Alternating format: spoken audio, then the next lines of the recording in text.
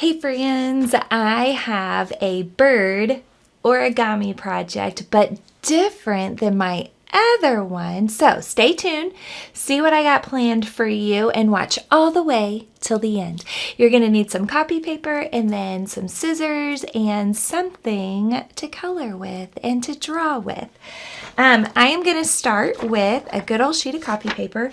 Parents, your kids are going to love this. Go grab them.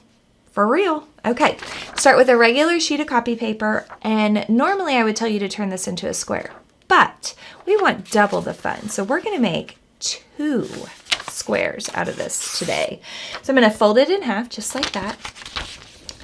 Some people call this like a book fold or hamburger fold, and then I'm going to cut on the fold just like this.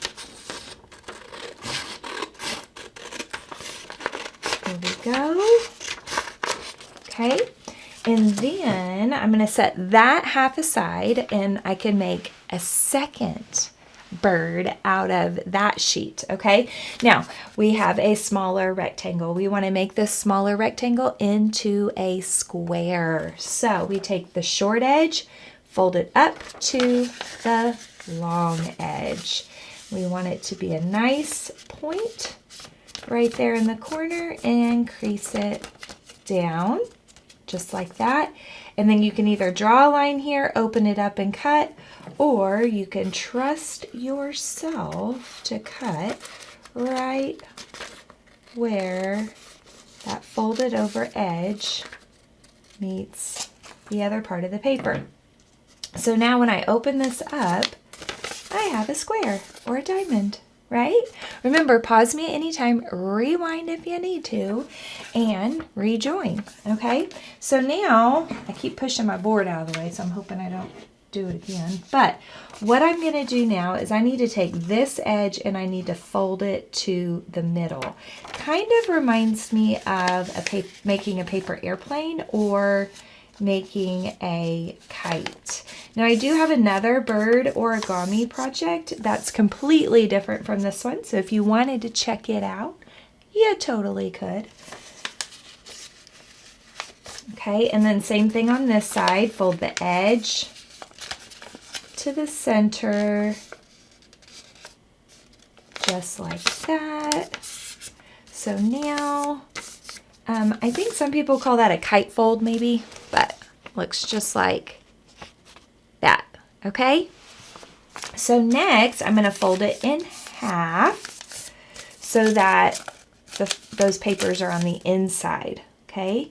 I want this point to meet up with this point, so I'm going to fold it in half like that and give it a slight pinch. It doesn't have to be a hard crease because we don't need this to stay creased. I only needed it for this point that we just made right here. Then what I'm going to do is I'm going to fold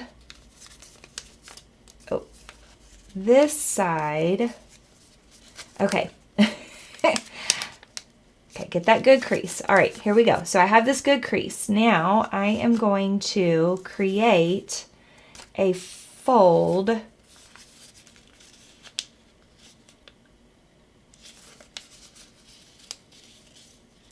Okay, it's going to go from here to the corner up here, just like that.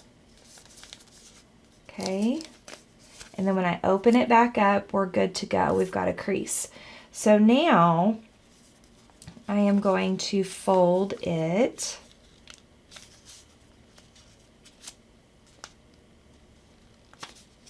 okay, so we've got a crease right here, and I'm going to take, I want to make a fold that goes from this crease to this point right there.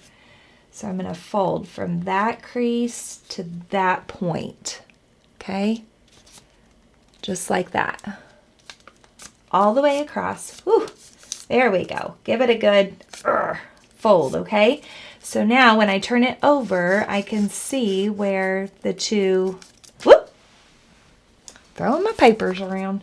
I can see where the two cross, and I fold that over just like that. And I'm trying to keep a nice point over here at this bottom piece because that's going to be the beak.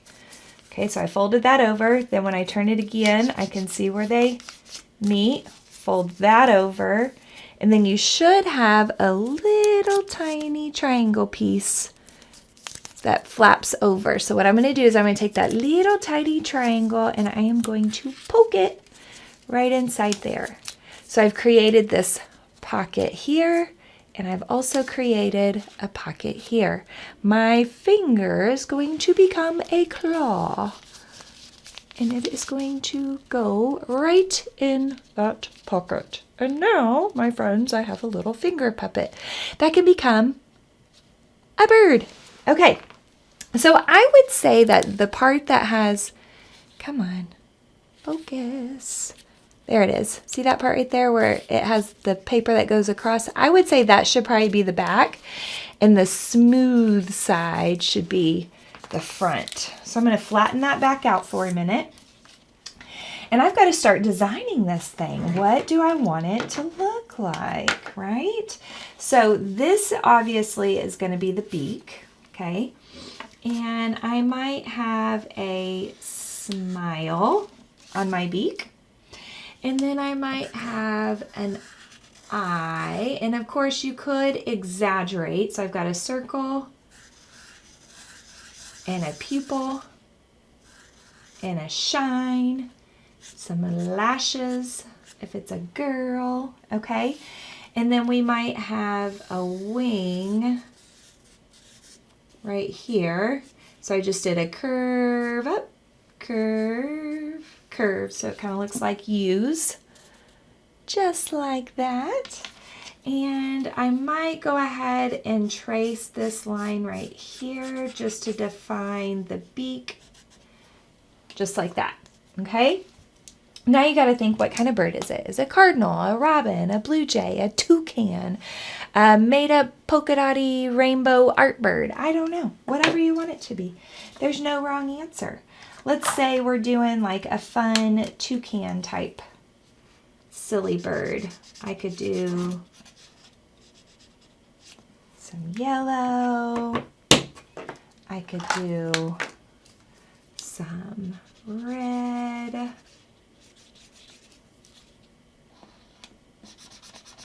And of course, I'm just using good old Crayola markers, but you could use crayons, pencils, colored pencils, Sharpie. Sharpie would look good. I don't know that I go oil pastel. It's kind of small for that, okay? Remember, every time we put our lids on, we listen for the click, because if you don't hear the click, it's not really shut. Okay. I'm going to give my bird a black tip on its beak. Oh my goodness, I'm pushing too hard, guys. I'm moving my board away from me.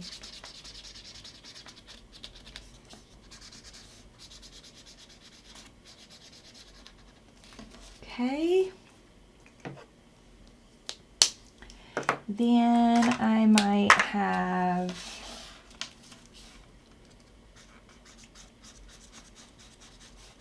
some green wings. And I did not color it all the way in. I kind of made it look a little scribbly-ish, okay? And the reason why is because now I'm going to go over that with yellow. So I've got like two-tone wing there. Why not? Then just for fun, I'm going to make my bird blue. So this is a very colorful bird. I am using the whole edge of the marker when I'm coloring so I can try to fill in more space. And I'm trying to keep my coloring lines going the same direction. There we go. So that way it looks a little bit more calm.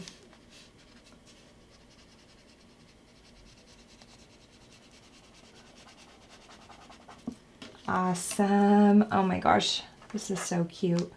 Okay, and then maybe I'll just leave the eye white. I was going to color the eye, but I think I'll just leave it white so it really pops out. Then when I slide my little finger in, we now have a cute little bird. And then if I wanted to, I could, even though I have that crease right there, that paper flap, I could put a completely different bird on this side. And then they're like split personality or two separate birds. So you could have a lot of fun with this project. Your bird definitely could become a character and you could do a little puppet play. And also you could create a whole story based off of this little bird character. So I really enjoyed making some three-dimensional fun art with you. And I, of course, cannot wait to do some more art with you, but don't click yet. First, you need to thumbs up me and subscribe or give me a like and share, please. And of course, leave some comments down below. Thanks, guys. Have a great day.